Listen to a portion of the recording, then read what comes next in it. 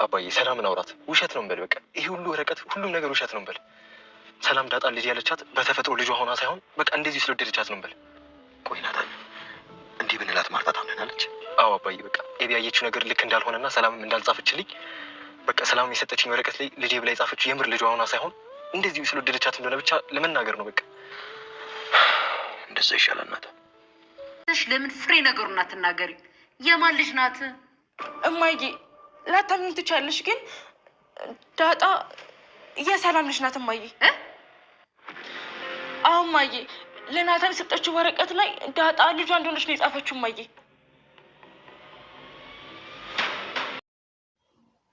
በመጨረሻም አቤጌል ሚስጥሩን ለእናቷ ተናገረች። ወይዘሮ ማርቲ በሰማችው ነገር እጅግ ደንግጣም ነበር። ናታን ለአቶ ደረጀ ለጊዜው ልቡን የሚያሳርፍ አይምሮን የሚያረጋጋ ነገር ነገረው። ሰላም እንዴት ናችሁ? ውድና የተከበራችሁ አድማጭ ተመልካቾች በያላችሁበት ዓለም ጥግ ሰላም ጤና ትሆኑ ዘንድ የዘወትር ምኞታችን ነው። እንኳን ወደዚህ ቻናል በደህና መጣችሁ። ዛሬም እንደ ወትሮ በአዲስ ቪዲዮ መተናል። ይህንንም ቪዲዮ እስከ ፍጻሜ በማየት አብራችሁን ጥሩ ቆይታ ታደርጉ ዘንድ በአክብሮት ጋበዝን። ለቻናሉም አዲስ ከሆናችሁ ሰብስክራይብ ማድረግ እንዳትረሱ፣ እንዲሁም የደውል ምልክቱን ማጥቆር ቪዲዮንም ላይክ በማድረግ እንድትጀምሩ ስል በትህትና ጠየኩ። አቶ ደረጀ የፈራው አልቀረም። አቤጌል ለእናቷ እውነቱን ተናግራ ነበር። የሰማችው ሚስጥር ማለትም ዳጣ የሰላም ልጅ መሆኗን የሚገልጸውን ደብዳቤ ማንበቧን፣ ያም ያው ወይዘሮ ሰላም ከመሄዷ በፊት የጻፈችው ለዳጣ እንዲሰጥ በአደራ መልክ ለናታን ሰጥታ የነበረውን ያንን እንዳነበበች እና የሚናገረውም ስለዚህ እንደሆነ እናም አባቷ እየፈራና እየተከዘ በብዛት አብዝቶ የሚጨነቅበት ጉዳይ ይህ እንደሆነ በተለይ ደግሞ ወይዘሮ ሰላም ተጫውታብሻለች፣ ዋሽታሻለች፣ አባቴም ቢሆን ዋሽቶሻል፣ እውነቱ ይህ ነው ስትል እንግዲህ እንቅጩን ነግራት ነበር። አቶ ደረጀ እንደፈራው ሆኗል። ያው አቤጌል በህይወት ካለች ካልሞተች በስተቀር አንድ ነገር የሰማችውን ነገር ሰምታ ዝም እንደማትል እንደምትናገር ውስጡ ያውቅ ነበር። በተለይ ደግሞ እሱ በክፍል ሆኖ በዚህ ሀሳብ እየተጨነቀ እያለ እሷ ደግሞ ከእናቷ ጋር ሆና እናቷ ምግብ እየሰጠቻት እያለ በነበረ ሰዓት ልትነግራት እንደሆነ እሱም ያው ልቡ ነግሮት ወደዛ ሲያቀና በዛን ሰዓት ያው አባቷ በመምጣቱ ሰዓት ነገር አልፋም ነበር። ሆኖም ግን እናቷም ያው የጮች ድምጿን ስትሰማ ወደ ክፍሉ ስትጠጋ አቤጌልም ይህን አጋጣሚ ተጠቅማ ስትቅለበለብ እንግዲህ ለእናቷ ይህንን ተናግራ ነበር። ሆኖም ግን አቶ ደረጀ ያው እንደ ወትሮ ሚስጥሩን ጭንቀቱን ከሚያወጋው ከናታን ጋር አብሮ ነበሩና ናታንም ብንክድስ ብትክድስ ይህ ነገር እውነት እንዳልሆነ ብትሸመጥጥ ሲል እንግዲህ አማራጭ ሲያጣ የሚለውን ነገር ሲያጣ ይህንን ብሎት ነበር። አቶ ደረጀ ግን ከእውነት የት ይኬዳል? እውነትን እንዴት እንሸሽጋለን? እኔ ብደብቅ ባልናገርም እውነቱ ፈጧል፣ ሊወጣ ነው። ኦልሬዲ ደግሞ በአቤጌል በኩል ወጥቷል። ስለሆነም እንዴት ሸሽጋለው? እስከ ዛሬ ድረስ ዘመኔን ሁሉ ሸሽጌ ነበር። አሁን ግን መጣ በደጄ። ስለዚህ ምንም ማምለጫ የለኝም፣ መውጫም የለኝም ሲል ተስፋ ቆርጦም ነበር። ነገር ግን ብልሁ ናታን ያመጣው ሀሳብ በጣም መልካም ነበር። ማለትም አቶ ደረጀን ያው ለጊዜው እፎይታ የሚሰጥ ነገር ነው። እውነትም አቶ ደረጀ ከናታን በሰማው ነገር እፎይ ብሎ ነበር። ለጊዜውም ቢሆን ቢያንስ ነገ እንግዲህ ሌላ ቀው ነውና እሱ ባሰበው ሰዓትና ፈጣሪ በመራው መንገድ ነገሩን ገላልጦ ለባለቤቱ እስኪያሳውቅ ድረስ ለጊዜው እንግዲህ መሸሸጊያ እድሜን መጨመሪያ ይሆነዋል እና ያው ናታን ያቀረበውን ሀሳብ ተቀብሎ ነበር። ያው ከዚህ ቀደምም አቤጌል አንዳንድ ነገሮች ላይ ስትደርስ ያው እነ ናታን እና በተለይ ናታን እና ዳጣ ግንኙነታቸውን ደርሳበት እንኳን ቪዲዮ ቀርጻም ለእናቷ ልትሰጥ ባለች ጊዜ ቪዲዮንም ደልተውባት እና የሆነውን ነገር አቤጌል ያየችው ነገር እውነት እንዳልሆነ እንግዲህ በተደጋጋሚ በዚህ መንገድ ስትመጣባቸው እነሱ ካድ አድርገው ነበር። ያው መረጃ ከሌለ ምንም ሊያምኗት ስላልቻሉ ያው ታልፎ ነበር እና ስለሆነም ይህንንም ጉዳይ እንግዲህ ውሸት ነው አቤጌል ዝም ብላ ነው እና ውሸት ነው ይህ ነገር በሚል እንለፍ ብሎት ነበር። አቶ ደረጀም ያው ለጊዜው እንግዲህ እንዲያርፍ አይነት ነገር ስለሆነ ይህንን ምክር ተቀብሎ እሺ ብሎት ነበር። እናም እንዳለውም በዛ ሰዓት ያው ኦልሬዲ አቢጌል ለእናቷ ነግራ ነበር።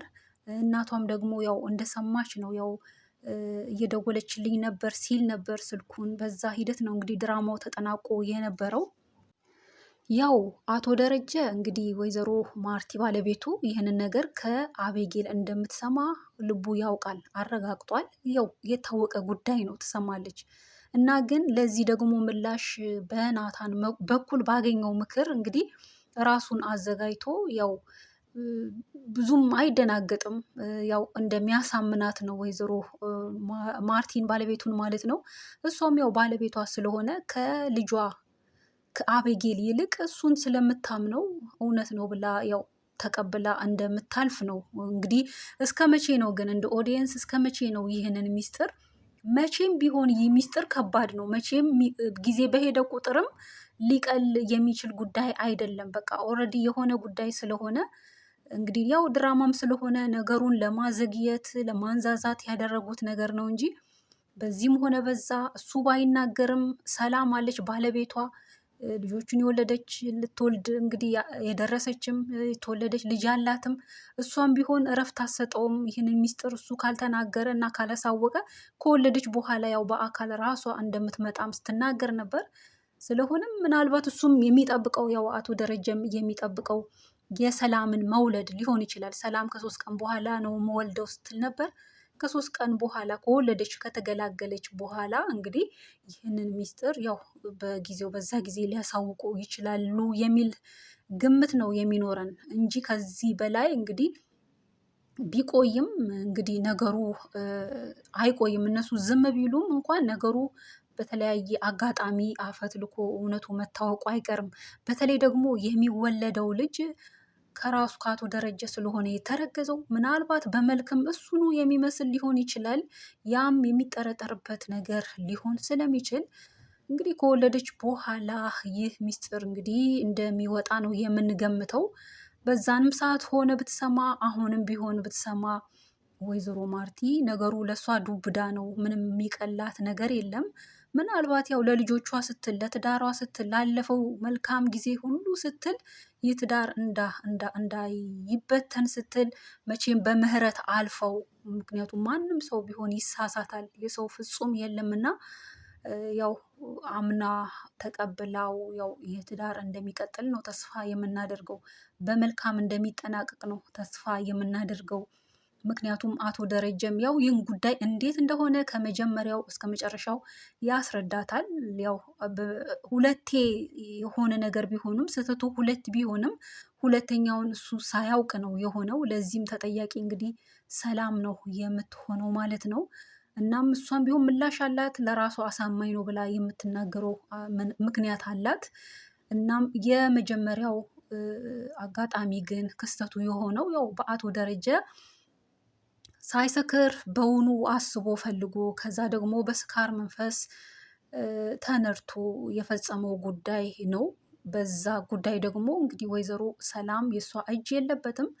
ያው በእርግጥም አልፈልግም ማለትም ትችል ነበር፣ ግን ያው አስገድዶም ሊሆን ይችላል። ኦልሬዲ ሆነ፣ ልጅም ናት በዛን ጊዜ እንግዲህ ወጣትም ናት።